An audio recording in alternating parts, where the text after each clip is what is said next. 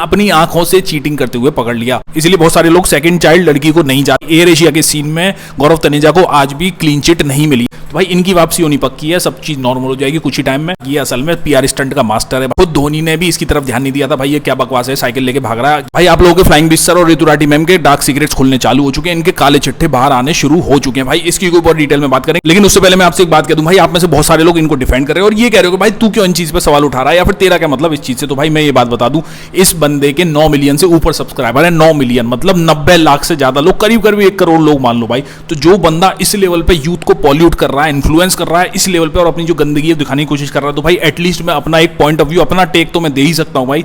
चाहे उसमें छोटा हो चाहे बड़ा हो, उससे कोई फर्क नहीं पड़ता। भाई मैं एटलीस्ट एक वैल्यू ऐड करने की कोशिश कर, मेरे बोलने से अगर किसी की लाइफ में कुछ वैल्यू ऐड होती है जो इस चीज से बच सकता है, तो भाई ये एक अच्छी ही बात है। क्योंकि 90 मिलियन लोग जिसको फॉलो कर रहे हैं भाई, आप उसके खबर से नहीं बच सकते। और आप सोच रहे हो कि भाई आप अपना माइंड और बिजनेस करो और छोड़ दो कि ऐसा कुछ नहीं, तो भाई कुछ लोग कर सकते हैं लेकिन कुछ के बच्चे नहीं करेंगे। किसी ना किसी कोई ना कोई तो भाई नहीं बचेगा। मैं इसको बहुत हल्के तरीके से बताने की कोशिश कर रहा हूं, बिल्कुल फन तरीके से, आराम तरीके से। मैं बिल्कुल एक एंगर तरीके से, या फिर मैं जज तो हूं नहीं कि मैं उनके ऊपर कोई आरोप सेट कर दूं, लेकिन जिस तरीके की मैंने इन्फ्लुएंसिंग काफी टाइम से उनको देखी है भाई, वो बहुत गंदगी है। उसी के बारे में डिटेल में बात कर रहे हैं। और आप में से बहुत सारे लोग इनको डिफेंड कर रहे हो, क्योंकि मैं कमेंट बॉक्स देख रहा था इनका यूट्यूब के चैनल पे।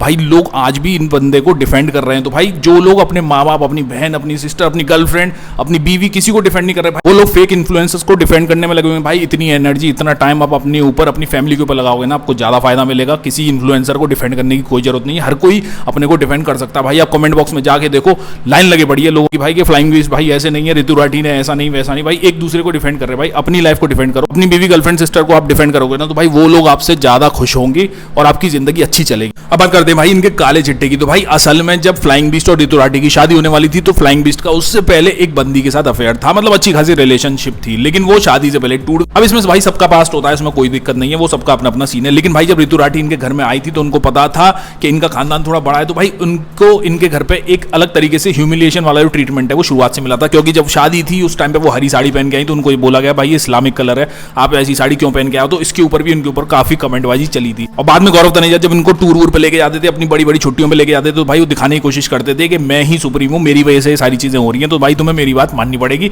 मतलब एक डोमिनेटिंग वाली जो चीज थी ना, वो शुरुआत से ही इस रिलेशन में मौजूद थी। और भाई जब इनका पहला बच्चा हुआ ना, तो दोनों के बीच में काफी अच्छी खासी खुशी थी, मतलब बहुत बढ़िया माहौल था। लेकिन जब सेकंड लड़की पैदा हुई, तो भाई इनके घर वाले काफी कंजर्वेटिव टाइप के थे, तो इनको ये चीज नहीं पसंद आई थी। बहुत सारे हिंदुस्तान में लोग ऐसे होते हैं भाई जिनको आज की डेट में लड़कियां नहीं पसंद, उनको लड़का चाहिए कि भाई जैसे वो अंबानी की औलाद है, उनके अंबानी का एम्पायर है जिनको संभालना है। इसलिए बहुत सारे लोग सेकंड चाइल्ड लड़की को नहीं चाहते, लड़के को चाहना चाहते थे, और वो चीज नहीं हुआ। तो उसके बाद से डिफरेंसेस बहुत ज्यादा क्रिएट होने लगे। और बात बता दूं, एयर एशिया वाला जो सीन था वो क्या था भाई। एयर एशिया के सीन में गौरव तनेजा को आज भी क्लीन चिट नहीं मिली है। इसका मतलब उनको लाइसेंस अपना नहीं मिला है। 5 साल हो चुके हैं इस मैटर को। अगर वो सही होते ना, तो भाई उनको लाइसेंस मिल जाता वापस। लेकिन भाई वो टोटली फॉल्ट। अगर आप उसमें क्रू मेंबर्स की जो डिटेल्स है उसको जानने की कोशिश करो, तो भाई वो लोग बताएंगे कि गौरव तनेजा शुरुआत से ड्रामा करता, पीआर स्टंट करने की वहां पे भी कोशिश करता था, अपने को डोमिनेंस दिखाने की कोशिश करता था। ये सोचता था कि भाई मैं अल्फा मैन हूं।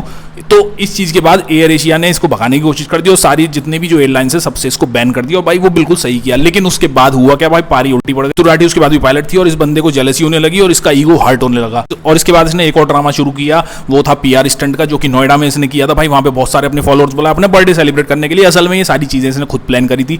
लेकिन जब लोगों के सामने इसने क्या बताया कि भाई ऋतु राठी ने ये चीज प्लान करी, मुझे तो पता भी नहीं था भाई। सब चीज ये प्री प्लान या फिर अपना प्रमोशन करने के लिए सारी चीजें कर रहा था। और अगर आप उस रिपोर्ट में डिटेल में देखो तो आपको पता पड़ेगा भाई गौरव तनेजा को अरेस्ट किया गया था, ना कि ऋतु राठी को, क्योंकि गौरव तनेजा ने ही सारी चीजें प्लान करी। और भाई उसके बाद शुरू होता है देश का धोनी वाला मैटर। भाई देश का धोनी तो आपको पता ही है भाई कितना बड़ा फ्लॉप था। कुछ लोगों ने इसको फॉलो किया, खुद धोनी ने भी इसकी तरफ ध्यान नहीं दिया था। भाई ये क्या बकवास है, साइकिल लेके भाग रहा है। ये असल में पीआर स्टंट का मास्टर है। भाई ये PR stunt time to time खेलता रहता है, अपने को पॉपुलर करना चाहता है। मतलब पॉपुलरिटी के लिए ये बंदा कुछ भी कर सकता है। जो बंदा एयरलाइंस में पंगा ले सकता है, पॉपुलरिटी के लिए उसके थ्रू व्यूज कमा सकता है, वो बंदा किसी को भी नंगा नाच करके कैप्चर कर सकता है। और जब देश का धोनी हुआ उस टाइम पे ये साइकिल लेके इधर से उधर भागता रहता था। तो भाई बहुत बड़ी चीज नहीं कर रहा था, क्योंकि इसके पीछे ऑलरेडी एक गाड़ी चलती थी, बड़ी इनोवा, जिसमें सारी चीजें होती थी, कैमरा था, क्रू था। तो भाई क्रू ने भी ये चीज बाद में रिवील करी कि भाई इन दोनों के बीच में फाइट होती रहती थी, झगड़ा होता रहता था। फाइट क्या होती रहती भाई, ये उसको एब्यूज करता था एक तरीके से। लेकिन अब आती है बात इनकी असली फाइट की, जो कि हाल फिलहाल में हुई थी। भाई असल में ये जब सेकंड बच्चा हुआ उसके बाद इनके बीच में डिफरेंसेस बढ़ते चले गए। भाई ये बीच बीच में मुंबई भागता रहा, कुछ बोलता रहा कि भाई मेरे को ये काम है, एडिटिंग का काम है, इससे मिलना उससे मिलना, भाई भाग भाग के इसकी जो साइड में जो सेटिंग्स थी वो चलती रहती थी। इसका मतलब ये कि इसकी होटल रूम बुकिंग्स, साथ में जो 2 नंबर वाले जो बुकिंग्स होती हैं लड़की बुलाने वाले, भाई वो सब भी चल रहा था। बहुत सारी चीजें इसकी साइड में चल रही थी और ऋतु राठी को ये सारी चीजें पता थी। बीच बीच में इसने ऋतु राठी के साथ जो फाइट्स हुई थी उसमें अब्यूजिंग भी करी थी और ऋतु राठी का भाई प्रतीक राठी उसने भी इसको बचाने की कोशिश करी, लेकिन ऋतु राठी गौरव तनेजा के घर दोबारा वापस चले गई। लेकिन बात तो तब हो गई भाई जब ऋतु राठी ने इसको रंगे हाथों पकड़ लिया, मतलब अपनी आंखों से चीटिंग करते हुए पकड़ लिया। क्योंकि गौरव तनेजा की दोस्ती हनी सिंह के साथ बहुत ज्यादा गहरी चल रही थी और वो चीज ऋतु राठी को शुरुआत से पसंद नहीं थी। वो भाई अपनी बच्चियों को भी उसके सामने नहीं लाने देना चाहती थी, वो उस आदमी को पसंद नहीं करती थी। और जब इसको रंगे हाथ पकड़ा तो भाई ये हो गई बड़ी वाली फाइट और इसके बाद ही ऋतु राठी अपने घर वापस चली गई। ये उधर ही चलता चला गया और ये दिखाने की या फिर जेलस करने की कोशिश करता रहा। अगर आप इसके लास्ट के व्लॉग देखो तो आपको दिखेगा कि एक्चुअल में ऋतु राठी को जेलस दिखा रहा है। ये कह रहा है कि नहीं भाई हमारी जो फैमिली है ना वो तो कंप्लीट हो चुकी है। इसका मतलब ये कि भाई इसका ईगो हर्ट हो चुका है कि वो जा सकती है तो मेरी लाइफ कंटिन्यू रह सकती है। लेकिन जब इनके फॉलोअर्स और सब्सक्राइबर का दबाव पड़ा, सारी चीजें खुलने पे आई तो भाई इसने आके दोबारा से ड्रामा किया। तो भाई असल में बात ये पीआर स्टंट का मास्टर है। ये भाई किसी को भी पकड़ के अपने फायदे के लिए यूज कर सकता है, किसी भी इंसान को, अपनी बीवी को, अपने बच्चों को, किसी को भी। भाई आप सोच के देखो पर्सनल लेवल, भाई आप इस चीज को पर्सनल लेवल पे सोच के देखो, क्या आपके घर में कोई भी ऐसा बंदा होगा जिसके बच्चे पैदा हो रहे होंगे और वो वीडियो बना बना के नेट पर डाल के उनसे फायदा कमा रहा होगा, पैसा कमा रहा होगा, या फिर उन प्राइवेट मोमेंट को एंजॉय कर रहा होगा अपनी वाइफ के साथ। तो भाई उसकी वाइफ का जो लेबर का टाइम था ये वो भी वीडियो बना बना के डालता था, एकदम कैमरा एंगल सेट करके जूम करके। तो भाई बहुत ज्यादा इसने गंदगी फैलाई है नेक्स्ट लेवल पे और इस चीज को लोग आज भी डिफेंड कर रहे हैं, अभी भी पता नहीं क्यों। लेकिन भाई अब ये फाइट जो हुई है ना इसके बाद भी कोई भरोसा नहीं है, क्योंकि आधे लोग तो इसको ऑलरेडी डिफेंड कर रहे हैं। इसका मतलब ये जैसे 90 लाख लोग इसको फॉलो कर रहे हैं तो भाई 60 लाख तक जो लोग हैं वो आज भी डिफेंड कर रहे हैं। तो भाई उनके दम पे दोबारा से अपनी जो लेगेसी है वो क्रिएट कर ले। और लोग नेताओं के लिए अपने घर में लड़ाई कर लेते हैं तो भाई इन्फ्लुएंसर क्या, इन्फ्लुएंसर के लिए भी अपने घर पे लड़ाइयां कर लेंगे। अपने घर वालों को लोग डिफेंड नहीं करेंगे लेकिन इन्फ्लुएंसर को डिफेंड करने के लिए उनके कमेंट बॉक्स में आगे लड़ाई करेंगे। तो भाई ऐसा चल रहा है हिंदुस्तान का आज की डेट में मैटर। तो भाई मैटर बहुत ज्यादा खराब चल रहा है, यूथ पूरी तरीके से पॉल्यूट कर दी। तो भाई इनकी वापसी होनी पक्की है, सब चीज नॉर्मल हो जाएगी कुछ ही टाइम में।